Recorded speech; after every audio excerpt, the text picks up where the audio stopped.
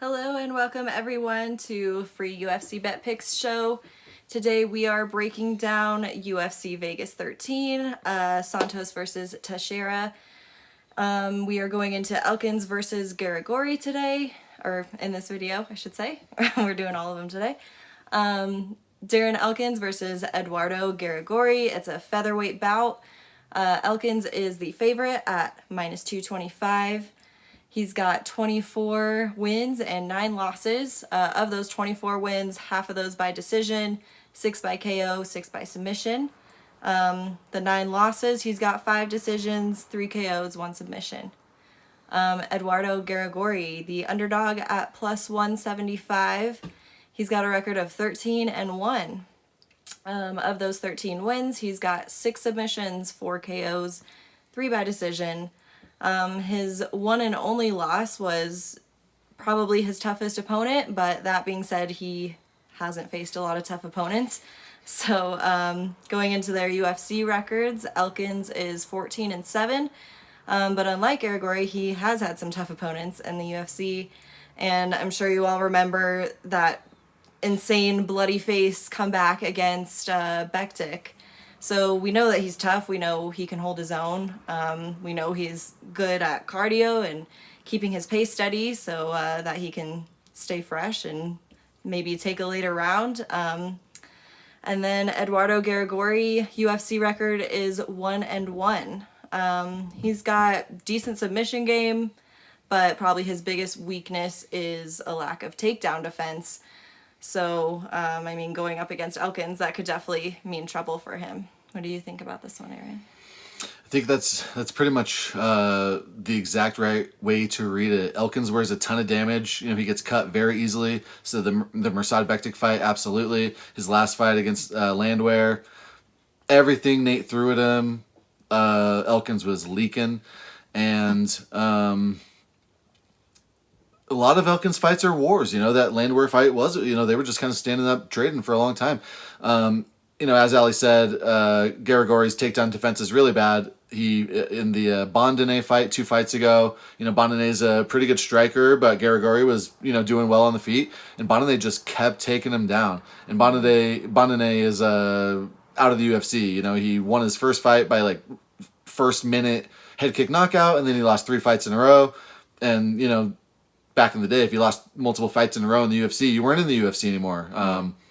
Now during the pandemic era, everything is different, right?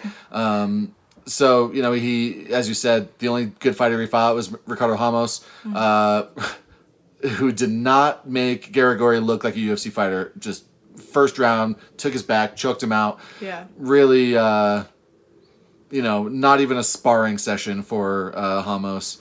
So, you said it. The takedown defense for Garagorri, it's a super clear path to victory for Elkins. The thing is, Elkins likes to strike. He, as we said, he bleeds nonstop. This kind of has sloppy, bloody, close decision written all over it. Elkins looks like an attractive parlay piece because he's right in that sweet spot. He's, minus 200. You're like, okay, people believe in this guy enough. I can pop him in a parlay, but he's not minus 500. So he actually adds some meaningful juice. I would not recommend it. I think Elkins wins really confident in Elkins, but I don't think he's a good parlay piece, for all the reasons we mentioned. If he actually sticks to his game plan and takes this guy down, he's going to win. But I think Elkins is kind of at that point in his career where he's not going to fight for a title. He knows that Dana White does not want him to go lay on a guy for 15 minutes. Dana White he would rather Elkins lose in an exciting fight than win a boring fight. I think Elkins kind of gets that. Yeah, so I don't know. He should just take Garagorri down so easily. He could finish the fight if he does. But I think it's kind of a pass. The official pick is Elkins, and it seems really, really straightforward. Elkins, his striking efficiency is only 37%. He's not an efficient striker, and he's not just crazy high volume. He just kind of stays in your face. He's not using footwork and staying away at all. Really, he,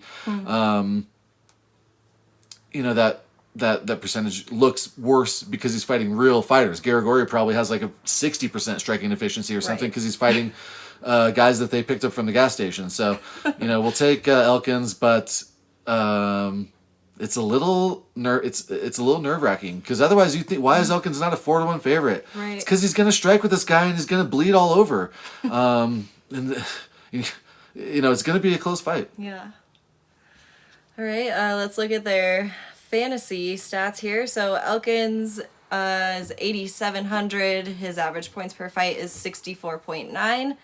And Garagorri is 7,500, and his average points are 36.8. So neither looking super attractive here, but what are you thinking? Right. Yep. If Elkins wins, it's probably not going to be in some dominant first round, 100-point fantasy performance. Garagorri at 7,500, I think that's a decent pump play.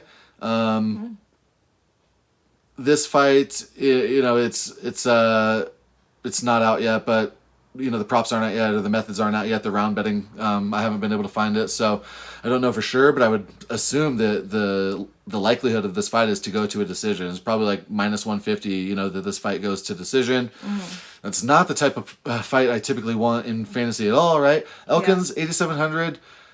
It's he's a decently certain winner, so I wouldn't mind him in a cash game where you're just trying to, you're doubling up. You're not trying to beat 1,000 people. You're trying to beat one person, and you want certain bets. I think he's pretty sure lock to win, but too close for comfort, and we're pretty much passing on this fight 100%.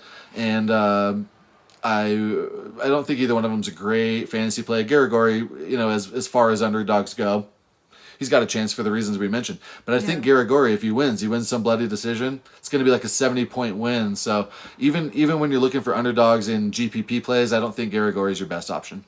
Yeah. All right, I would agree with you there. So anything else you want to add about Elkins versus Garagorri? No, it's a good one. Okay. Yeah. All right. We're going to go ahead and move on to our next fight here. So make sure you tune in to the next video, and that will be Romanov versus De Lima. So make sure you tune into that one, and we'll see you guys there.